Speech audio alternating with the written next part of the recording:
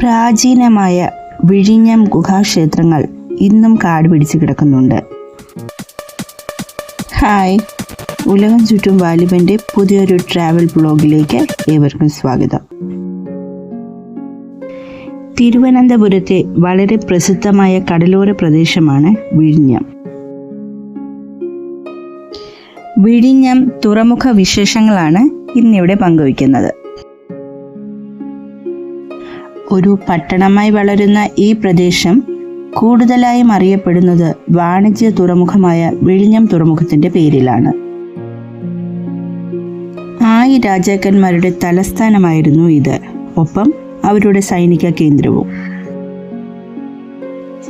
പിന്നീട് ചോള രാജാക്കന്മാരിൽ രാജരാജ ചോളൻ്റെ കൈവശമെത്തി.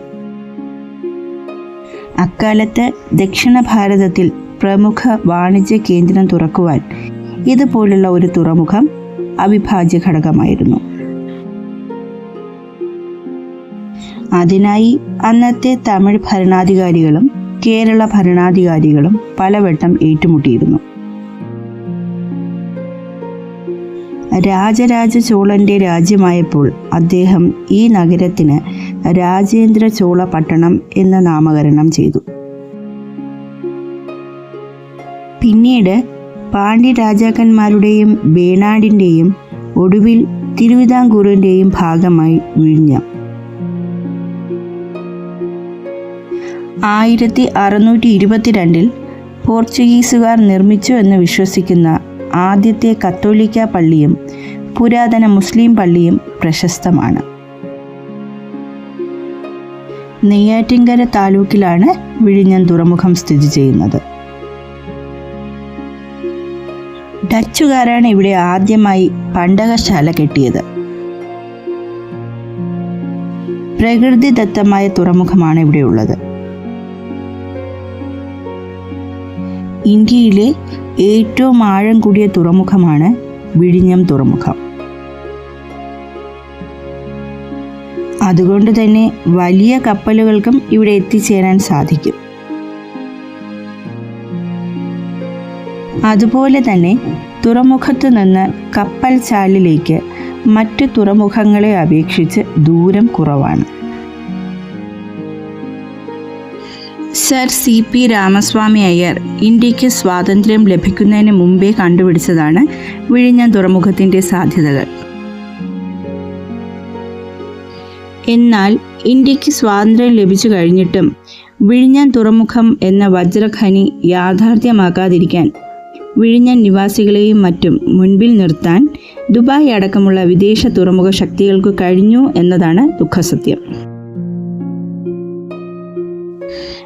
ഒടുവിൽ 2024 ജൂലൈ മാസത്തിൽ ആദ്യത്തെ മദർഷിപ്പ് എത്തിച്ചേർന്നതോടെ വിഴിഞ്ഞം തുറമുഖം ഉദ്ഘാടനം ചെയ്യപ്പെട്ടു.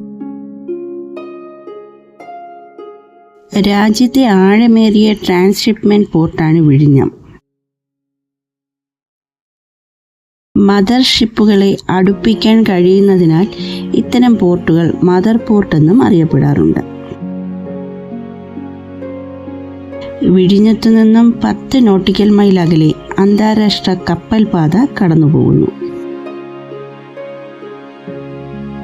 20,000 മുതൽ 25,000 വരെ കണ്ടെയ്നറുകൾ വഹിക്കാവുന്ന കൂറ്റൻ കപ്പലുകളാണ് മദർഷിപ്പുകൾ. മത്സ്യബന്ധനത്തിന് കൂടി പേരുകേട്ട ഇടമാണ് വിഴിഞ്ഞം. ഇവിടെ എത്തിച്ചേർന്നാൽ വളരെ വിലക്കുറവിൽ നല്ല ഇനം മത്സ്യങ്ങൾ ലേലത്തിലൂടെ നമുക്ക് വാങ്ങാൻ കഴിയും. വിദേശ രാജ്യങ്ങളിലേക്ക് കപ്പൽ കയറാൻ ഒരുങ്ങി കണവകൾ എന്താണെന്നല്ലേ? മറ്റൊന്നുമല്ല, കണവ ചാകരയാണ് നമ്മളിപ്പോൾ കാണാൻ പോകുന്നത്. കല്ലൻ കണവയാണ് കൂട്ടത്തോടെ മത്സ്യത്തൊഴിലാളികൾക്ക് ലഭിച്ചത്. ഇവിടെ 1 കിലോയ്ക്ക് 400 രൂപ വരുന്ന കല്ലൻ കണവകൾ വിദേശത്തെത്തുമ്പോൾ 1000 രൂപ കടക്കുമെന്നാണ് മത്സ്യത്തൊഴിലാളികളോട് ചോദിച്ചപ്പോൾ മനസ്സിലാക്കാൻ കഴിഞ്ഞത്. കടലിൽ മട താഴ്ന്നത് കൊണ്ടാണ് കൂട്ടത്തോടെ കണവ ലഭ്യമായത് എന്നാണ് അറിയാൻ കഴിഞ്ഞത്. എത്രത്തോളം വലിപ്പമുള്ള കണവയാണിതെന്ന് കാണുമ്പോൾ തന്നെ മനസ്സിലാവുമല്ലോ. കേരളത്തിൻ്റെ സാമ്പത്തിക രംഗത്ത് വൻ കുതിച്ചുചാട്ടം ഉണ്ടാക്കാനിടയുള്ള പദ്ധതിയാണ് തിരുവനന്തപുരം അന്താരാഷ്ട്ര തുറമുഖ പദ്ധതി.